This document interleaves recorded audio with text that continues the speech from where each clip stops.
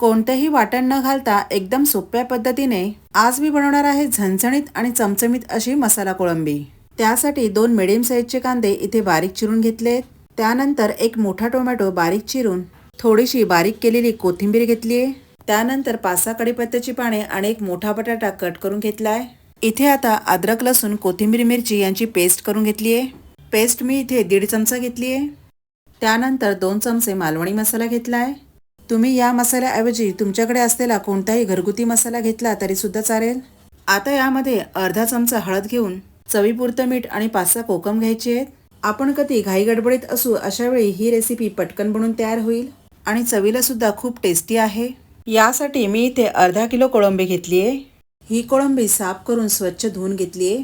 तर आता आपण पटकन कोळंबी बनवायला सुरुवात करूया। गॅसच्या मिडियम फ्लेमवर एक पातेलं ठेवून त्यामध्ये मी 2 मोठे चमचे तेल घालून घेतले। तेल थोडे गरम झाल्यावर यामध्ये कांदा घालायचा आहे। कांदा थोडासा मऊसूत होईपर्यंत या तेलामध्ये परतत राहायचं आहे। वरून यामध्ये कढीपत्त्याची पाने घालून घ्यायची आहेत। कांदा इथे थोडासा शिजल्यावर यामध्ये मी अद्रक लसूण मिरची आणि कोथिंबीर यांची पेस्ट घालून घेते। ती मी 1.5 चमचा घालून घेतली आहे। या पेस्टमधील अद्रक लसूणचा कच्चेपणा जाईपर्यंत ही पेस्ट या तेलामध्ये चांगली परतून घ्यायची आहे।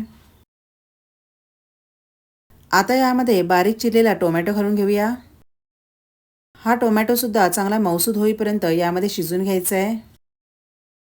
तर इथे टोमॅटो सुद्धा छानपैकी शिजलाय। आता यामध्ये काही मसाले ॲड करते। तर इथे मी 2 चमचे मालवणी मसाला घालून घेतलाय। अर्धा चमचा हळद घालायची आहे। हे मसाले या कांद्यामध्ये चांगले मिक्स करून घ्यायचे आहेत। आता वरून यामध्ये कोळंबी घालून घ्यायची आहे। ती सुद्धा या मसाल्यांमध्ये चांगली मिक्स करून घेऊया।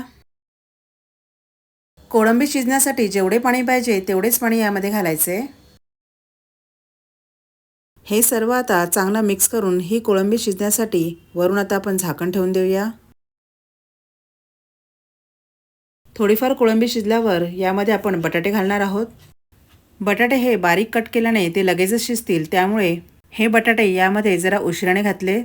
आता पुन्हा झाकण ठेवून हे शिजण्यासाठी ठेवायचे। आता इथे कोळंबी आणि बटाटा पूर्णपणे शिजलाय। वरून आता यामध्ये चवीपुरते मीठ घालून घ्यायचे आणि हे कोकम सुद्धा घालून वरून ही बारीक चिरलेली कोथिंबीर घालून घेऊया।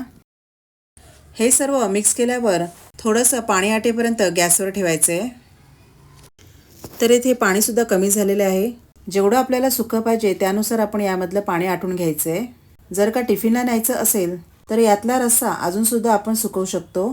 ही रेसिपी खूप सोपी असून झटपट तयार होणारी आहे आणि चवीला सुद्धा खूप मस्त लागते। तर अशी ही आपली खूप सोप्या पद्धतीची कोळंबी मसाला रेसिपी बनून तयार झाली आहे। तर पुन्हा भेटूया अशाच एका छान अशा रेसिपी सोबत। तोपर्यंत मस्त खा, मस्त राहा।